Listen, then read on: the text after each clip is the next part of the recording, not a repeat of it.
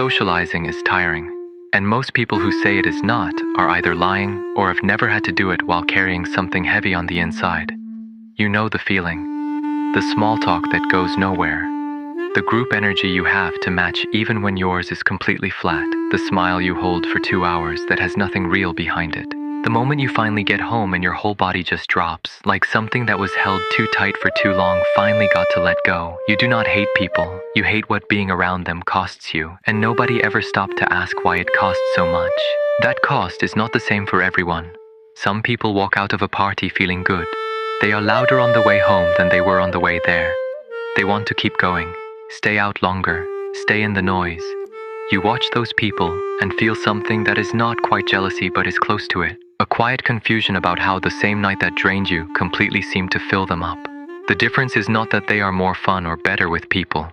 The difference is that being around people does not cost them what it costs you. And that gap is real, even if nobody talks about it. A psychologist named Elaine Aron spent years studying people who feel things more deeply than most. She called them highly sensitive people. And what she found is that about 1 in 5 people picks up on things in social situations that everyone else just filters out. The tension under the laughter, the small shift in someone's mood, the thing nobody said, but everyone felt. These people are taking in all of that, all the time, whether they want to or not. And by the end of a social event, they have been running at full speed in a way that the people around them simply have not been. That is not a flaw. That is just how some people are wired. But knowing that does not make the dinner easier. It does not make the work event feel less like something to get through. It does not stop the mental replay that starts on the drive home, where you go back through every conversation looking for the thing you said wrong or the moment you came across badly. That replay is not anxiety exactly. It is what happens when a brain that takes everything in cannot just switch off the second the social part is over. The event ends. The processing does not. And that is only part of what makes socializing hard for you. Because the deep processing explains the tiredness, but it does not explain the dread that starts before you even get there. The way certain invitations sit heavy in your chest from the moment they arrive. The way you can be genuinely looking forward to something and also spending the days before it finding reasons to back out. The tiredness and the dread are connected, but they are not the same thing. The tiredness is about how you are wired. The dread is about something that happened to you. Something taught you that social situations were not safe, not dangerous in the way that makes you run, but unsafe in the way that matters most when you notice everything. Emotionally unsafe, the kind of unsafe where you could say the wrong thing and feel the whole room shift, where you could just be yourself and watch someone decide that was too much, where you could need something from the people around you and either not get it or get a version of it that came with strings attached. Social situations became the place where the gap between who you were and who was okay to be felt the biggest. And big gaps are painful when you are paying attention to everything. So you started managing it. You built a version of yourself that was easier to bring into rooms. One that knew how to do small talk without dying inside. One that laughed at the right times and asked the right questions and never stayed too long on anything that might make someone uncomfortable. You got good at it actually. People probably tell you that you are easy to be around. What they do not know is what that easiness costs you. Because the version of you that shows up in social situations is a performance. And performances take something out of you in a way that just being yourself never does. The performance has its own weight. It is not just the energy of being around people. It is the energy of watching yourself while being around people. Checking what you say before you say it. Reading the room before you add to it. Making sure the version of you that shows up is right for this specific group at this specific moment. You are doing 2 things at once in every social situation. Being there and managing being there. And nobody around you can see the second thing happening. They just see someone who seems fine, someone handling it, someone who looks like they are having a perfectly normal time. Meanwhile, you are calculating how much longer you have to stay before leaving feels okay. You are keeping track of your own energy and the energy in the room at the same time and doing the math on how much you have left. You are holding a conversation while another part of you is already thinking about the quiet of being home. You are present enough that nobody notices you are also partly somewhere else. That split is its own kind of tired that has nothing to do with whether you like the people you are with or whether you are having a good time by any outside measure. And the worst part is that you can be having a genuinely good time and still be drained by it. You can like everyone in the room, you can be laughing for real, you can be glad you came, and also be running on empty in a way that will take a full day to recover from. Those things are not contradictory, even though they feel like they should be. The good parts of the experience and the cost of the experience happen at the same time. Most people who hate socializing are not hating the people or even the night itself. They are hating the bill that shows up after every single one. That bill is what shapes the avoiding. Not laziness, not hating people, not some deep problem with being human. Just a very reasonable calculation that what this costs you is more than what you are going to get out of it. And when that calculation keeps coming out the same way, you stop running it. You just start saying no. And the no gets easier every time, because every time you say it, you get the relief of not having to pay the bill. And relief is one of the most powerful things there is. It feels like the right choice every single time, even when it is quietly making things worse. Because every time you choose the no, the next social situation feels a little harder than the last one. The gap between where you are comfortable and where socializing needs you to be gets a little wider each time. The avoiding that started as looking after yourself slowly becomes a wall that gets harder and harder to see over. And eventually, you are not just someone who finds socializing costly. You are someone who has stayed away from it long enough that the idea of doing it feels genuinely overwhelming in a way it did not used to. The avoiding created the exact thing it was trying to stop. Something else happens too when you avoid socializing for long enough. You start to build a story about who you are in social situations. And that story is usually not kind. It is the story of someone who is just bad at this, who does not fit in rooms the way other people seem to, who will say the wrong thing, or be too much, or not enough, or somehow not land right the way everyone else manages to land. That story is not true. It is built from a handful of bad moments and a lot of staying away that never gave you the chance to collect any evidence that says something different. Aron also found something that most people would not expect. People who feel things deeply, when they are in a safe and comfortable space, are often the best connectors in the room. They notice things other people miss. They ask better questions. They remember what someone told them last time and actually follow up on it. They pick up on when someone is struggling and do something about it quietly. The same wiring that makes socializing so tiring in the wrong space is the exact same wiring that makes connection feel profound and real in the right one. The problem was never how you are built. The problem was the wrong rooms. And most people who hate socializing have spent most of their social life in the wrong rooms. Events built for people who work differently. Gatherings where small talk was the whole point and anything deeper was never on offer. Work functions where the entire thing was about performing a professional version of yourself that had nothing to do with who you actually are. School situations where fitting in meant cutting off every part of yourself that stood out even slightly. You did not hate socializing. You hated socializing in spaces that were never built with someone like you in mind. That distinction changes everything, because it moves the question from what is wrong with me to what kind of social situation actually works for me. Those are completely different questions, with completely different answers. One points inward at something broken that needs fixing. The other points outward at a mismatch that needs solving. You are not broken. You are someone who has been trying to fit into a social format that was not built for the way you take in the world. That is not a personal problem. That is just the wrong fit. The situations that actually work for people who hate socializing tend to share certain things. They are small. One person or two instead of a group of 10. They have a point beyond just being social. Doing something together instead of standing around talking about nothing. They go deeper.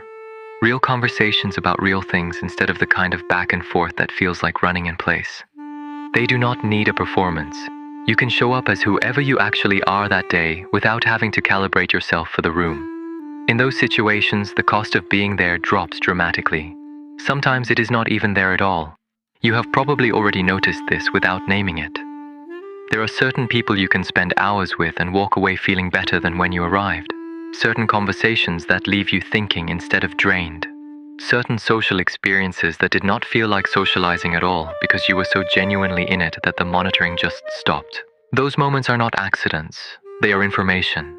They are your own experience showing you exactly what kind of connection actually works for you. The problem is not that you cannot connect. The problem is that you have been trying to connect in the wrong format and calling yourself the failure when it does not work. There is also the weight of the past that shows up every time a social situation comes around. Because not all of the dread is about the cost of being present. Some of it is the built-up weight of times it went badly. The party where you felt invisible. The group where you said something and the room went slightly cold. The friendship that took more than it gave. The situation where you tried to be yourself and it just did not land. Those moments do not just stay in the past. They show up in your body before every future social situation as a kind of warning. Your body learned that these situations can hurt, and it has been trying to protect you from that ever since. That protection looks like dread. It looks like the urge to cancel. It looks like arriving late and leaving early.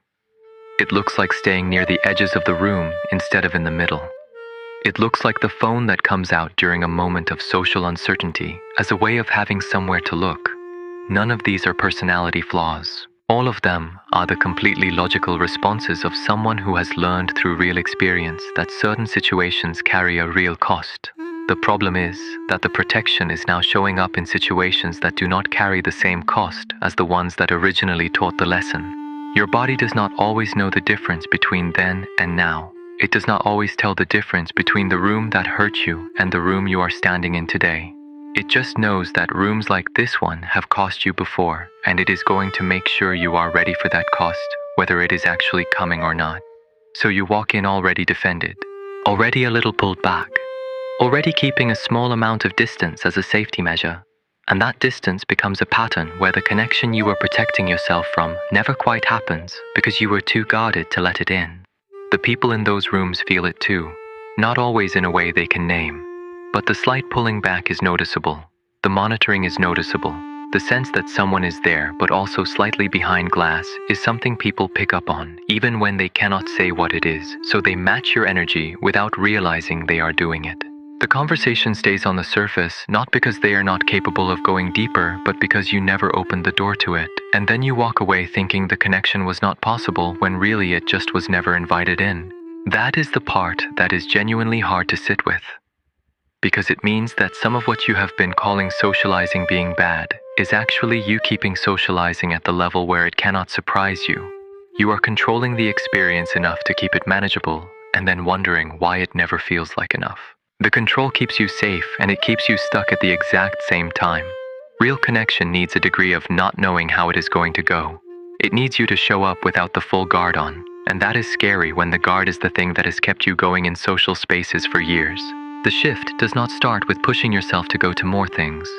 Going to more of the wrong things in the wrong format with the same guard up will not change anything. It will just add more proof to the story that socializing does not work for you. The shift starts with being deliberate about what you actually say yes to, not the big group event you feel obligated to attend. Not the gathering where small talk is the whole structure. One person. Someone you actually want to know better. A situation that has a point beyond just being social. A time limit set in advance so the cost feels manageable before you even get there. And in that smaller, more deliberate situation, the next move is letting one real thing through. Not everything at once. Just one thing that is actually true instead of socially safe. One moment of saying what you actually think instead of what is easiest to say. One real reaction instead of the managed version. Not because you are supposed to perform openness, but because the thing you are actually looking for in connection cannot happen through the managed version of you. It can only happen when something real is on the table. And putting something real on the table is always a risk. But it is the only risk that has ever led anywhere worth going.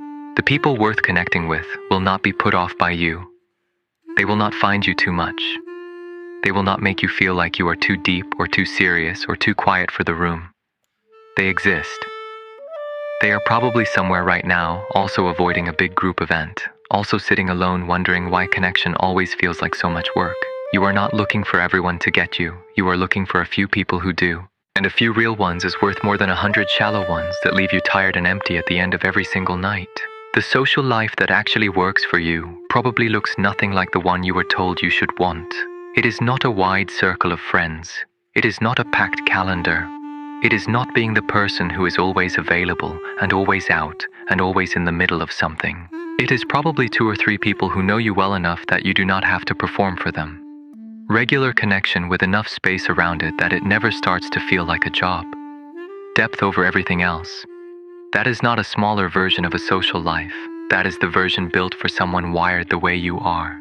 Getting there means letting go of the idea that the way you experience socializing is a problem to fix. It is not a problem. It is something to understand and work with instead of fight against. You have been fighting against it for years, pushing yourself into situations that do not fit, and then blaming yourself when they do not feel the way they are supposed to feel. The problem was never your ability to connect. The problem was the mismatch between how you connect and the situations you were trying to connect in. That mismatch is fixable, not by changing who you are, by changing what you say yes to. You are allowed to say no to things that cost too much. You are allowed to build a social life that looks different from everyone else's. You are allowed to need time alone after being around people without that being a personal failure. You are allowed to want one real conversation over 10 surface level ones. You are allowed to find big groups draining and one-on-one time nourishing, and to build your life around that without explaining yourself to anyone. None of that means something is wrong with you. It means you finally know something true about yourself that most people spend their whole lives not knowing about themselves. You do not hate people. You hate what it costs to be around them in the wrong way, in the wrong place, with the wrong guard up protecting you from the wrong threat. Underneath all of that is someone who is actually capable of deep, real, genuine connection. Someone who, when they are in the right situation with the right person, is more present and more real than most people ever manage to be. That person has always been there. They just needed the right conditions to come out. And now at least you know what those conditions actually look like.